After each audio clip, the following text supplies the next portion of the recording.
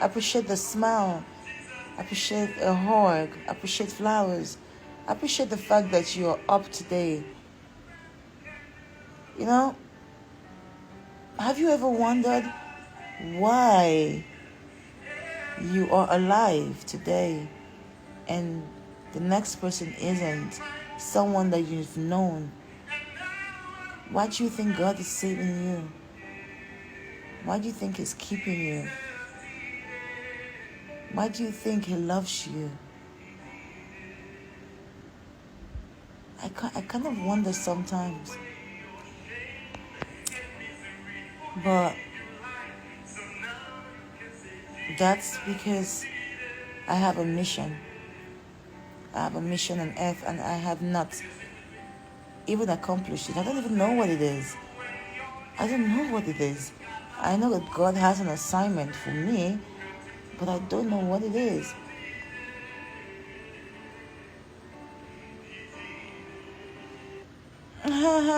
Sandra, I love you too, but it will be so unnecessary to have me on your body as a tattoo. Even me, I have me on my body. I have this tattoo here, and I have that one there. It's a big ass tattoo, and I'm even tired of having my own face on my body. So I love you. Don't do anything that you're gonna ever regret. Telling me you love me, praying for me, it's just right enough. But I do understand you. I understand how fans can love, and but please don't, please don't, please don't. When your enemies together gave you the strength, who helped you to conquer. Jesus. Okay, so if you want to, someone says, I want to join the online prayer. Well, the online prayer, it happens every Monday to Friday, 7 a.m. Nigerian time, and it lasts for an hour. Well, truthfully, it's more than an hour, but you'd love it. You enjoy it, and your life would never be the same again. Ever since I started praying with NSPPD, a lot of things have happened. You know what? Someone sent me a message. Now I just remembered something. Someone sent me a message, and the message read like this. A few weeks back, it said, "Don't you feel disappointed at God that every time you are praying with NSPPD, you are the one inviting people, you're an addict lover of God? Don't you feel disappointed in God that He lets a lot of bad things happen to you?" Now let me clear that up, okay? Let me clear that up real quick, sister. Being born again, loving God, being an addict follower, a worshiper of God's commandments on His word, doesn't make you, or does not separate you from trials and tribulations. Because even God Himself said it. He never said that it was going to be easy. He never said, no, I'm not a pastor, but I know God, so I can talk about God. He never said it was going to be easy. He only said it's going to be worth it. God has never, ever promised that your feet would not go down. He only says that no matter what you go through, I will always be there for you. I will always find a way to drag you out of that situation. Now, it's not about how many times I get in trouble that is the problem. The real deal, or the real tea, is, do you realize how many times Jesus saves me?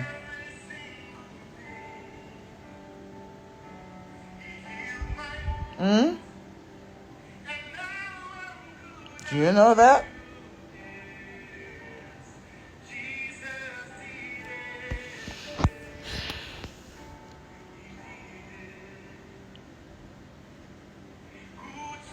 Away no shame to be. So yeah, you can get your crown knocked off a couple of 100 times, but the only thing God's going to promise you is your crown would never be on the floor. He would always give you the strength. You see, When God says, I will prepare a table before you in the presence of your enemy, you think that he was saying bullshit? If God was so if God created Christianity to be so perfect, then there would not even be an enemy in the first place to create a table before. So my point is, God is not saying to you, come to me and I would not let anything, you're not going to face trials and tribulation. No, that's not what Christianity is. That's not what being in love with God is. That's not what working with God is. Working with God means that I will take away the shame, means that shame will come. Do you understand what I'm saying? I will take away the pain. There has to be a pain for someone to take it away. There has to be a plot against you for God to save you against the enemy. Your life, our life, is the testimony that we carry around. So when you are a Christian and things happen to you, just understand that God never promised us a smooth, trial and tribulation free. No. He's only promising you that you would never fight a fight alone, and you would never fight a fight and lose, as long as you have faith, even as tiny, even as little like this thing here.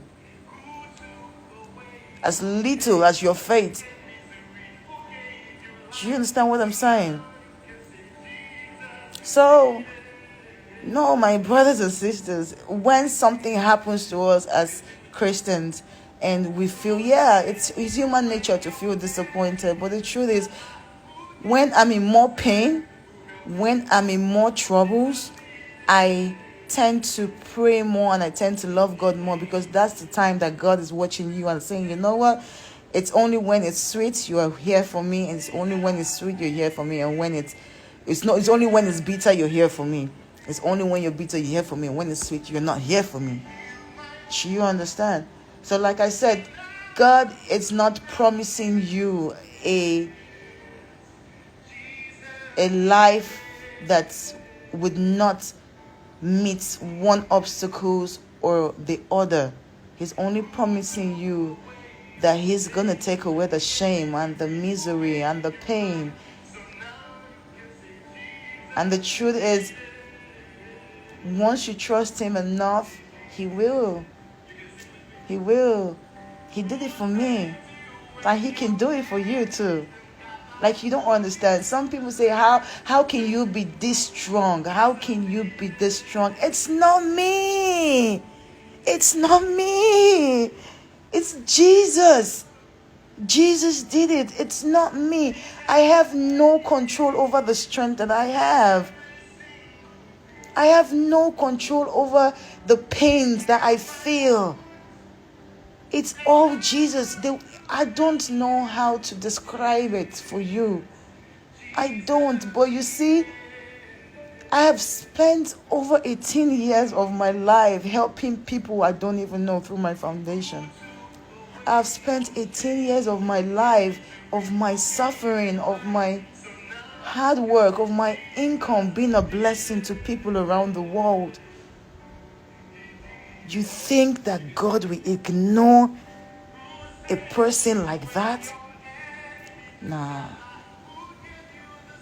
We are all special to God, but there are things as a human being that you would do. God will magnify and multiply your grace. We all have grace. It's just like we all have your daddy. Your daddy has other kids. And there are some things that maybe the last born would do. Maybe the last born loves to just wash daddy's legs when he comes back from work. Do you understand? Maybe it's that, when daddy wants to drink water, the last one is never letting daddy pick up the water. She's taking the cup and putting it in daddy's mouth. Definitely. I'm not saying daddy's going to love you more, but definitely he'll attend to you faster. It's simple, it's logical. How all of this topic started was the fact that I'm saying to everybody that have a person